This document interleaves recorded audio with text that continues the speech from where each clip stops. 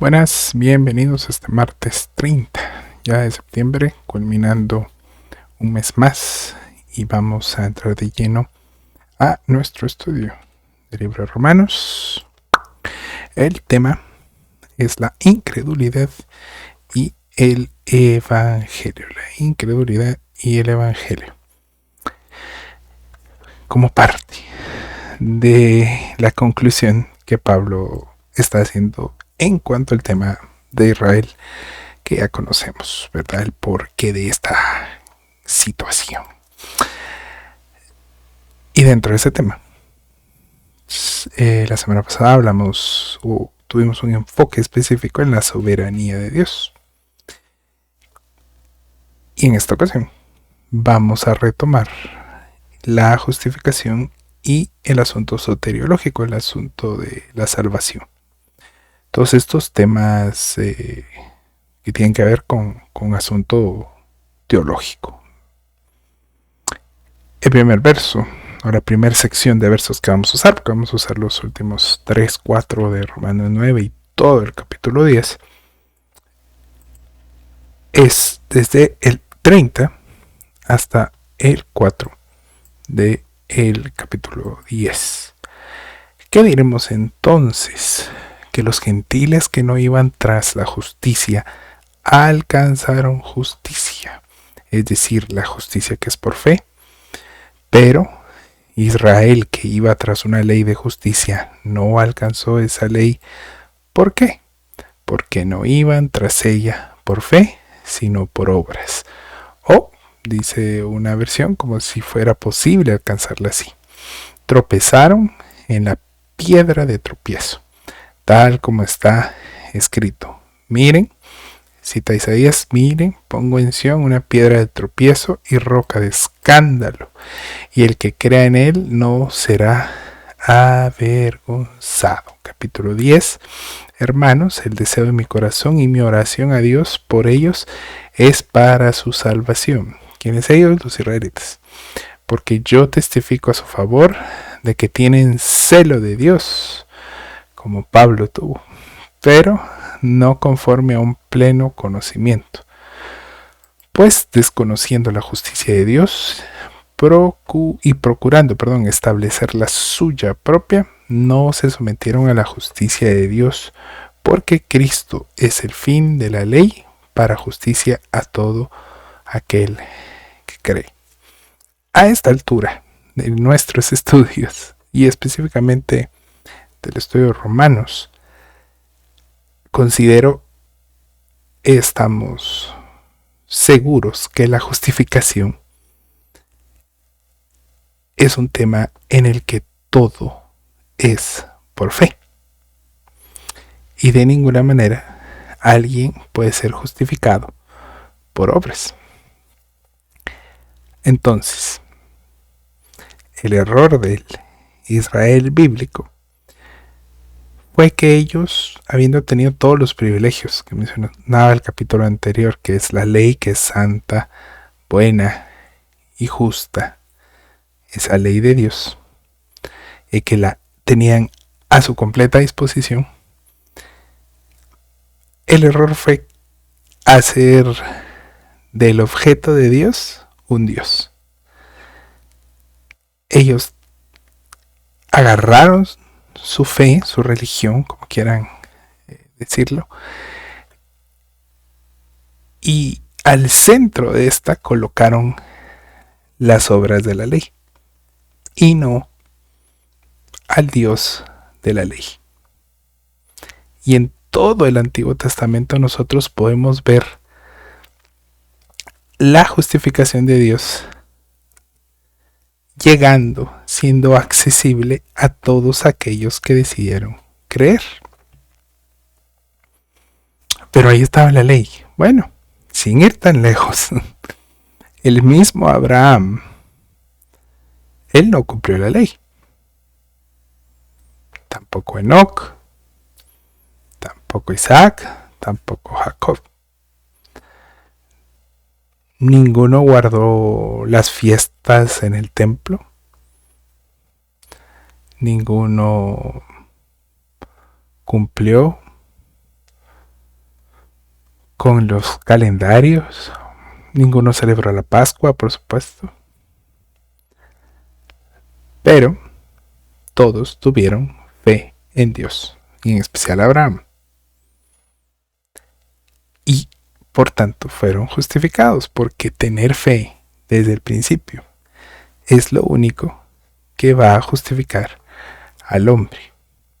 Claro, absolutamente inmerecido, justificado de una manera absolutamente inmerecida, pero al fin de cuentas, justificado, que es lo que a nosotros pues nos importa o nos interesa como seres individuales y como objeto de estudio.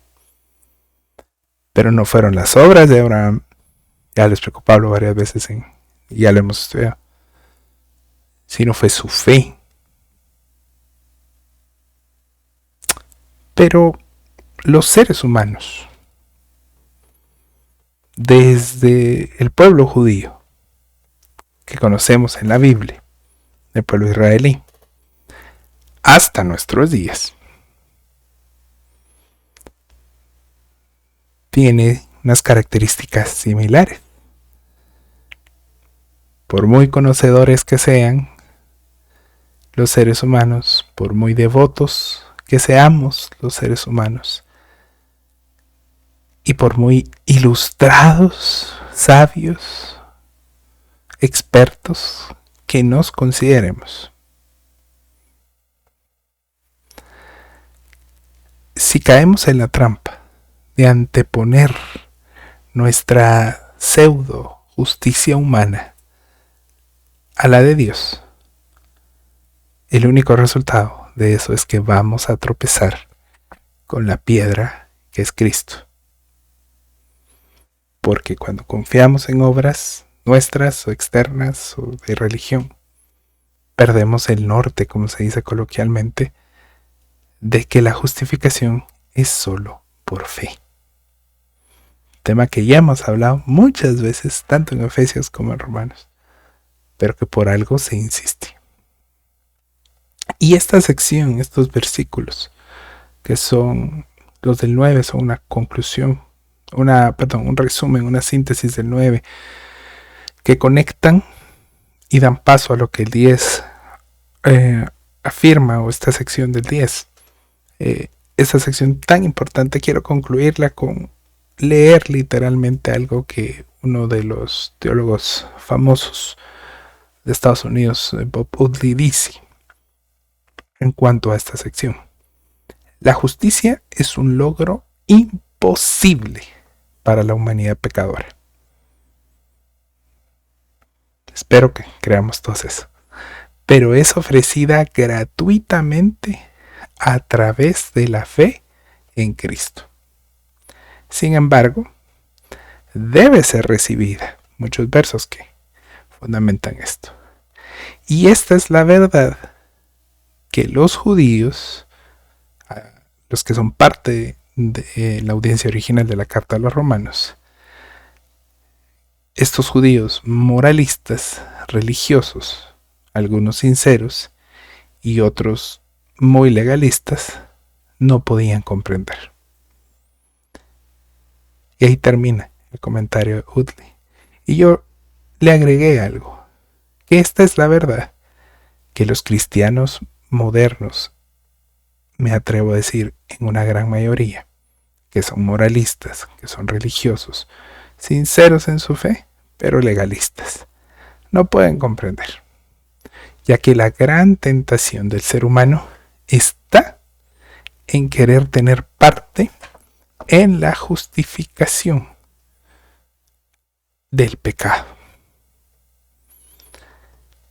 y aceptar el regalo gratuito e inmerecido de Dios se vuelve algo tan difícil de creer para el hombre. Y así que aunque tienen fe, hay incredulidad en la fe, porque nos cuesta admitir que es gratuito, y que nuestras obras no tienen nada que ver ahí, y que no es una iniciativa nuestra, sino una iniciativa divina. Y el pueblo de Israel es un claro ejemplo de eso, en resumen, de cómo la ley que recibieron, la instrucción que recibieron, se convirtió en un Dios porque ellos creían que eran justos por sus obras y únicos por sus obras. Avancemos. El verso 5 al 10, contrario a la incredulidad, nos dice que es necesario creer en el Evangelio. Y estos versos los dividí en 3 secciones y vamos a irlos leyendo poco a poco. Pues Moisés escribe que el hombre que practica la justicia que es de la ley vivirá por ella. Pero la justicia que es de la fe dice así: no digas en tu corazón, ¿quién subirá al cielo? Esto es para hacer bajar a Cristo. O ¿quién descenderá al abismo? Esto es para subir a Cristo de entre los muertos. Importante mencionar aquí, a nivel teológico, a nivel estudio, a nivel lo que estamos haciendo, que todas estas citas son del Antiguo Testamento, ¿verdad? Son parafraseos, son citas textuales, son, tratando de no ser muy polémico, pero son a veces reinterpretaciones que el apóstol Pablo hace, también lo hace Pedro en sus cartas. Y pues solo aclarar que esto sucede de esa manera. Ahora, estos versos son un poco confusos y vamos a darles una explicación rapidita. Lo que está diciendo acá el apóstol es que así como es imposible cumplir toda la ley, porque eso es lo que implica el griego en el verso 5, implica pues que aquel que cumple toda la ley por la forma que está redactado y por la cita que está haciendo del Antiguo Testamento, así como es imposible cumplirla toda, tampoco es posible tampoco es posible negar la vida, la muerte y la resurrección de Cristo. Entonces, lo que indican estos versos es eso, ¿verdad? ¿Tú quieres ir a traer a Dios al cielo? ¿Ya vino? No, sí se murió, ¿quieres sacarlo del abismo? No, no puedes, ¿sí? Nadie necesita subir, nadie necesita bajar, a ver si se murió y si sigue muerto o no resucitó. Lo que es necesario es fe en este hecho, que Jesús vino, murió y resucitó. Esto es fundamental para nuestro evangelio, para creer nuestro evangelio. Es necesario creer. Y eso es lo que significan estos versos que pueden ser un poco confusos. Que está hablando siempre en la diatriba de siempre.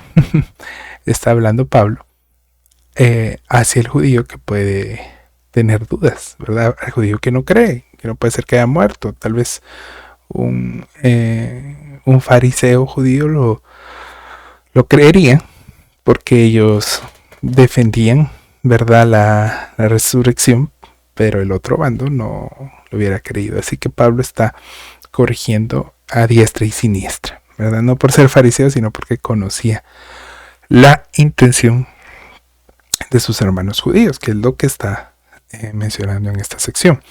La siguiente sección sería el verso 8 al verso número 13. Y dice de la manera siguiente: pero, ¿qué dice? Cerca de ti está la palabra, en tu boca y en tu corazón. Cita de Daniel. Es decir, la palabra de fe que predicamos, que si confiesas con tu boca a Jesús por Señor y crees en tu corazón que Dios lo resucitó de entre los muertos, serás salvo. Porque con el corazón se cree para justicia y con la boca se confiesa para salvación. Pues la Escritura dice: todo el que cree en él no será avergonzado. Cita de Oseas. Porque no hay distinción entre judío y griego, pues el mismo Señor es Señor de todos, abundando en riquezas para todos los que le invocan. Porque todo aquel que invoque el nombre del Señor será salvo. Interesantes versos. En resumen, es necesaria la fe para alcanzar la justificación. Tienes que creer, ser humano, tienes que creer, hermano. Solo es necesario creer y confesar a Jesús como Señor. Ahora bien, es necesario también reconocer que en nuestros tiempos ha habido un triste reduccionismo en el concepto de confesar al Señor Jesús. Sin ir muy lejos, en el contexto original, en la audiencia original, confesar la fe significaba muchas cosas. Entre ellas, por ejemplo, y si leen el libro de Hechos lo van a comprobar, ser bautizado. ¿Por qué? Porque ser bautizado implica, como implica hoy en día, una declaración pública de la fe. En nuestros casos, esta declaración pública, digamos, puede ya ni ser polémica, aunque hay países como Canadá o países que han adoptado ideologías progresistas donde, digamos, es polémico, pero también otros lo utilizan para hacer polémica. Pero en nuestros contextos normalmente, pues te bautizaste, qué alegre, va. Nadie cuestiona, inclusive hay gente que ni entiende qué estás haciendo, pero es tu fe y va, qué chelero por vos.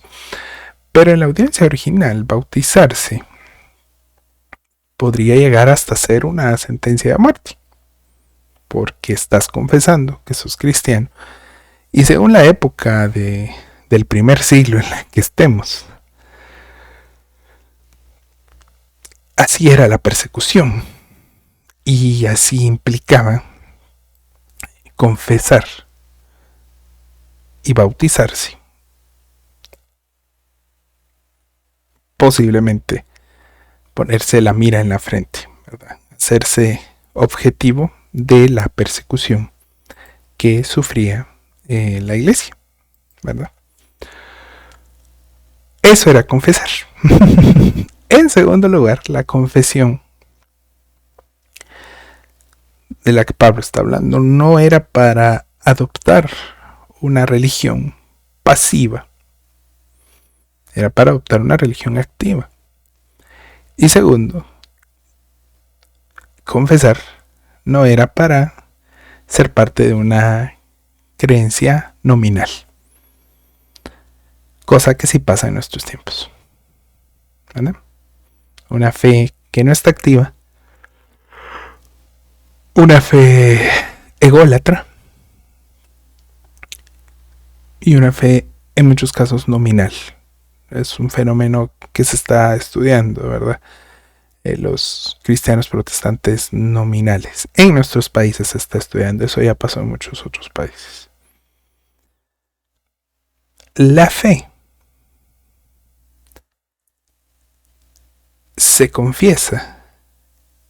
Y como dice el verso 10, se cree en el corazón para justicia. Esa palabra, miren que tentado estuve de dar mi opinión, cada vez soy más reacio a darla, pero esa palabra de justicia, nosotros los cristianos, de este siglo, tenemos un grave error. Creemos que estamos llamados a ser cristianos. Y no es eso, estamos llamados a ser justos. Si yo voy a tener una fe, la tengo que tener para vivir en justicia. ¿Eso qué quiere decir? ¿Qué implicaciones tiene? Es una vida donde estoy practicando lo que la palabra me dice que es correcto delante de Dios.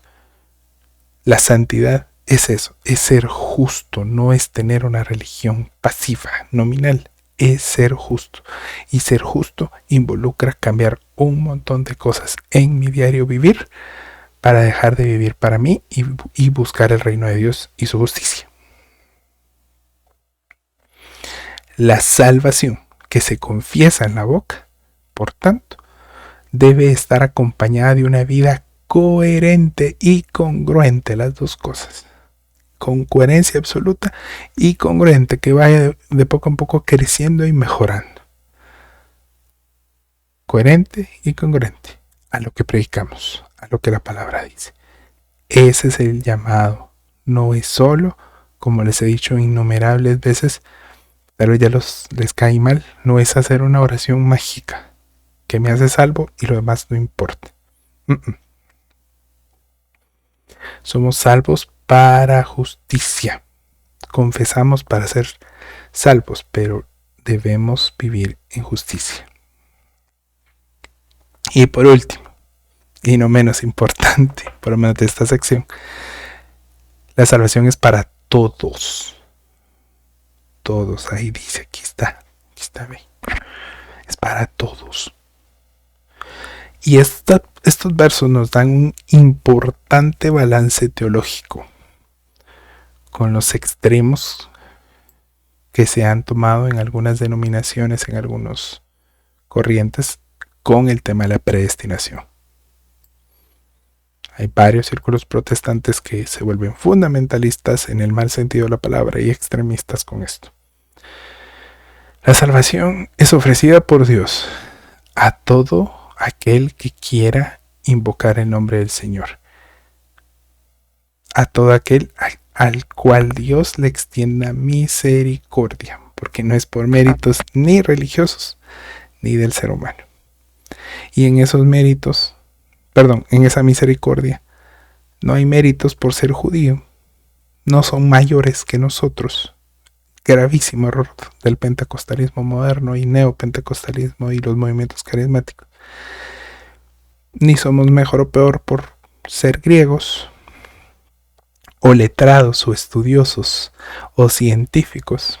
No nos hace mejores. Ni tampoco por ser bárbaros. Sería ser ignorantes, no conocer, ser emocionales. Dios ofrece la salvación a todos. Es cuestión de si vamos a actuar en fe, creer, confesar y vivir en justicia. Y por último, en esta sección de creer en el Evangelio. El número arriba está malo, no me di cuenta, perdonen. Es del 5 al 15. No, 5 al 10. Los últimos dos versos. ¿Cómo pues invocarán a aquel en quien no han creído? Noten de dónde venimos y a dónde van y dónde entran estos versos. ¿Y cómo creerán en aquel de quien no han oído? ¿Y cómo oirán sin haber quien les predique? ¿Cómo predicarán si no son enviados? Tal como está escrito, cuán hermosos son los pies de los que anuncian el Evangelio del bien. Permítame un segundo.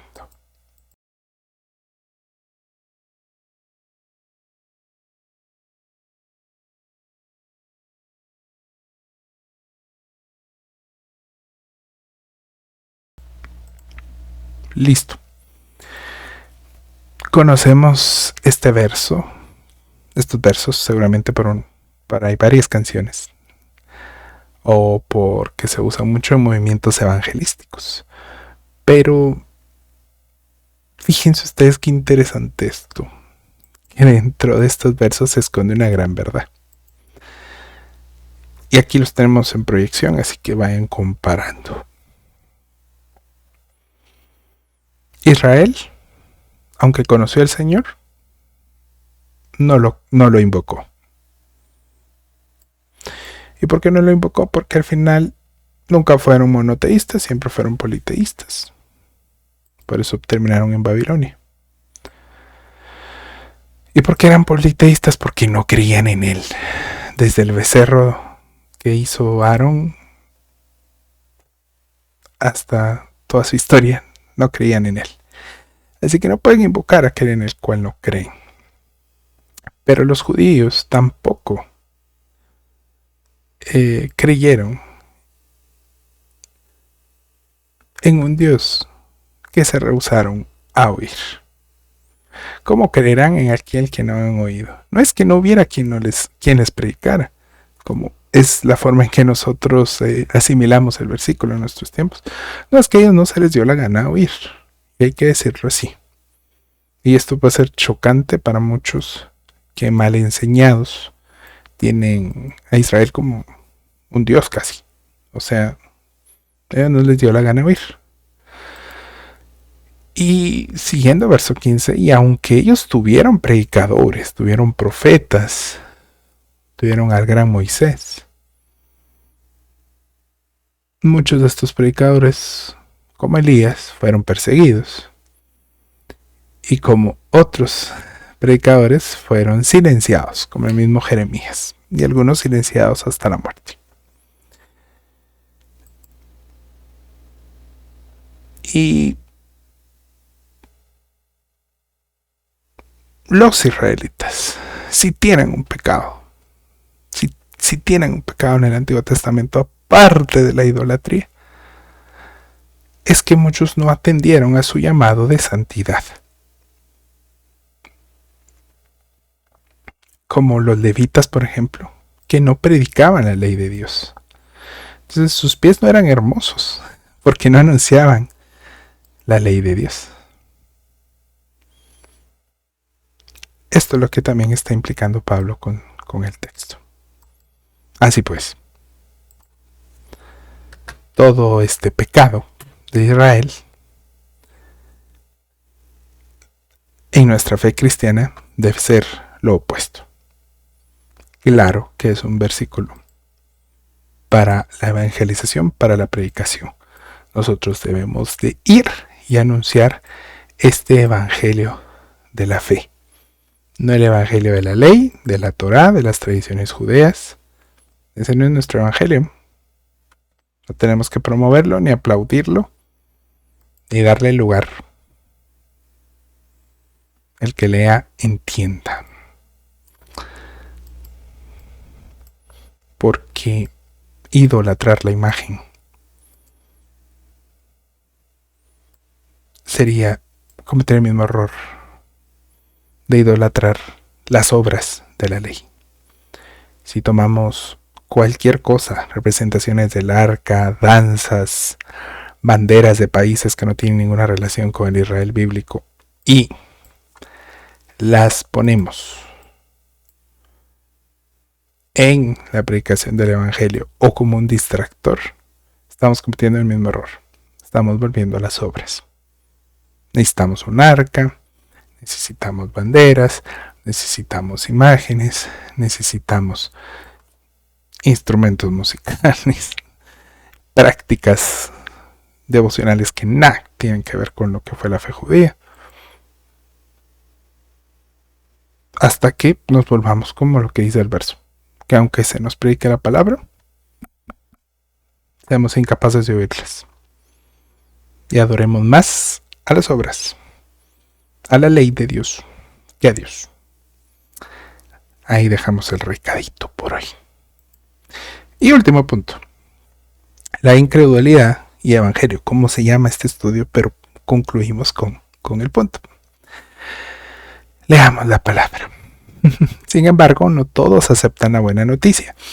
Vayan y prediquen, pero no todos aceptan la buena noticia, porque el profeta Isaías dijo: Señor, ¿quién ha creído nuestro mensaje? ¿De quién están hablando? ¿De quién están hablando? ¿Verdad? Aguas con esos dioses modernos, aguas. Cuidadito ahí de estar idolatrándolos. Y Pablo, contundente. Aquí está hasta enmarcado, se los puse, ven. Así que la fe viene por oír, es decir, por oír la buena noticia acerca de Cristo, por oír la palabra de Dios, la traducción que nosotros tenemos arraigada en nuestra mente. Esta traducción es la NTV y lo puse porque le da la intencionalidad que obviamente se entiende en el griego, pero en nuestro castellano no se entiende, pero en este caso puse la NTV porque es contundente en dar la intencionalidad. Si le ponen coco, uno dirá, ¿qué hace este verso en medio de eso? Pero pongámosle coco. Así que la fe viene por oír, es decir, por oír la buena noticia acerca de Cristo. Pero pregunto, ¿de verdad el pueblo de Israel oyó el mensaje? Claro que sí. El mensaje se ha difundido por toda la tierra y sus palabras por todo el mundo. Son citas del Antiguo Testamento. Vuelvo a preguntar. ¿Entendió realmente el pueblo de Israel? Por supuesto que sí. Pues incluso en el tiempo de Moisés, Dios dijo, despertaré sus celos con un pueblo que ni siquiera es una nación. Nosotros. Provocaré su enojo por medio de gentiles insensatos, más nosotros. Luego Isaías habló audazmente de parte de Dios y dijo, me encontraron personas que no me buscaban. ¿Quiénes somos? ¿Quiénes fuimos? Nosotros. Me mostré a los que no preguntaban por mí. Esos somos nosotros. Y ahí está la predestinación. O sea, ¿quién de nosotros hizo algo para merecer estar en esta época? Eso solo tiene que hacernos doblar rodillas y alabar a Dios y levantar nuestras manos y decirle, Señor, gracias por esa misericordia. Gracias porque yo no me lo merezco.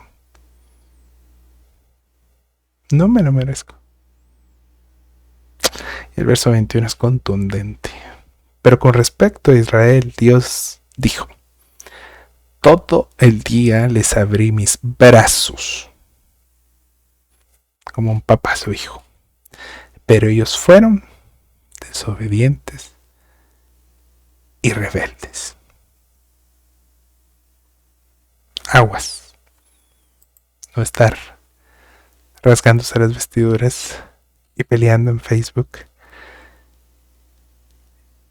y haciendo actividades. Aquellos que han sido rechazados porque rechazaron el Evangelio. De la misma manera que un satanista rechaza el Evangelio y que ahí sí no nos tiembla la mano.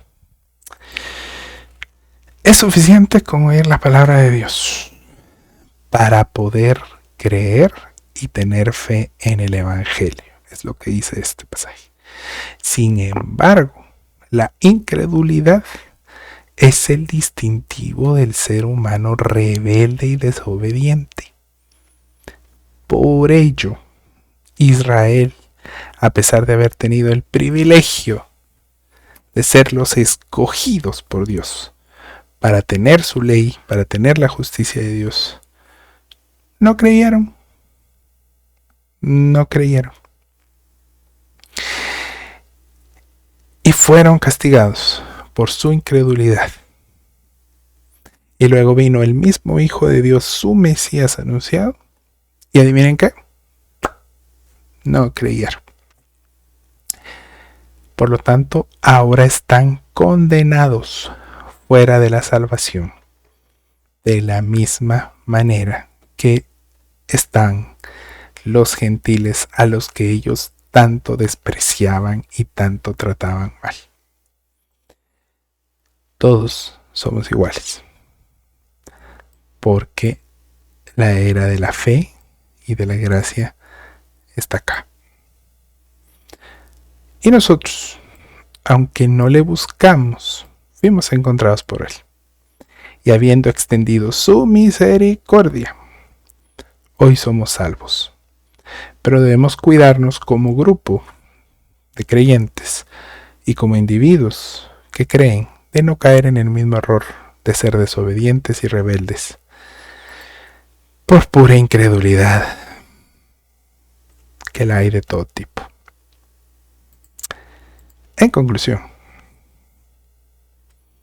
el Evangelio nos llama hoy a creer y a vivir en su justicia.